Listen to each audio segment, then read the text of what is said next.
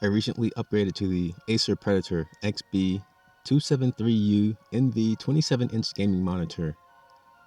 This has been one of my best upgrades since I ever got into PC gaming. In the past, I used only 60Hz displays, as I once felt that was enough. But when playing FPS games with fast camera movements, I noticed that things could appear smoother if I upgraded my display. I went with this one since it is even higher refresh than the more common 120 or 144Hz displays. And it has full G-Sync support and was factory calibrated. Here are my reasons for upgrading to this monitor. G-Sync compatibility. My previous display was a FreeSync monitor using G-Sync compatibility mode. It was great when it worked, but the usable G-Sync range was limited to a 12 FPS window, and dropping below that limited range made for a bad experience. This monitor has support for G-Sync in the range of 48 to 170 FPS. That is a massive window. And the lower resolution means I'll be much less likely to drop below 48 FPS. Console support up to 120Hz. It is nice to be able to use this monitor with consoles like the PS5, with support for up to 120 FPS, thanks to that console now supporting high refresh on 1440p panels. This monitor should work well with the Xbox Series X as well, but I don't have one of those to test with. Higher frame rate than consoles when using DisplayPort 1.2 on PC.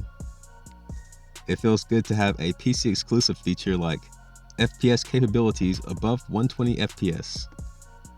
Close to a 42% increase over the highest possible FPS available on consoles is possible on this display using the 170Hz feature.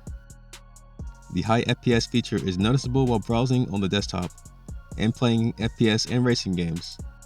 It is also a notable upgrade in other games where there are fast-moving objects on the screen.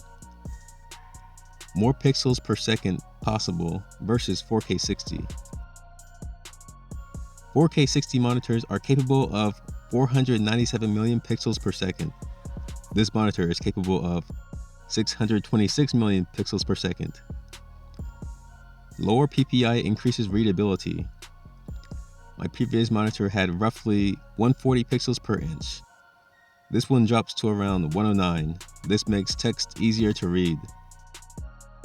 Better use of my powerful gaming PC, which features an overclocked Intel Core i5-13600K and DDR4 4000 in high FPS games.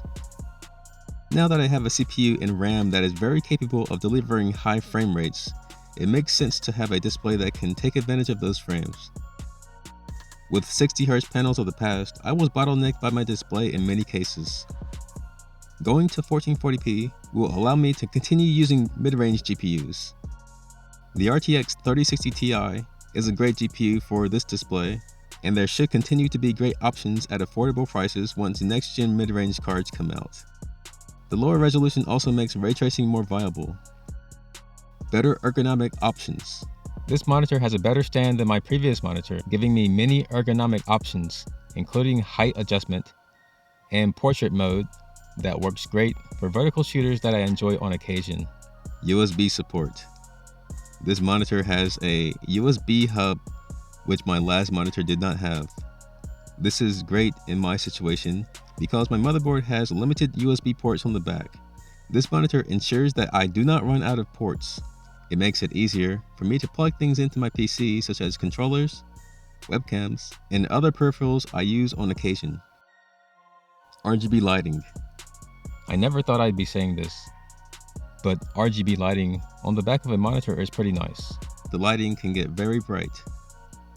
So bright that I don't need a lamp when looking for items in the room in the dark. There are some nice RGB lighting effects as well. At the end of the video, I will show all of the default RGB modes of this monitor. In the end, this was a fantastic upgrade which enhances the gaming capabilities of my computer. The features such as G-Sync, high refresh up to 170Hz, ergonomic stand, and RGB lighting are improvements over my previous display. It is lower resolution than my last monitor, but 1440p is still a great resolution for gaming and video editing, and the much higher frame rate makes things silky smooth.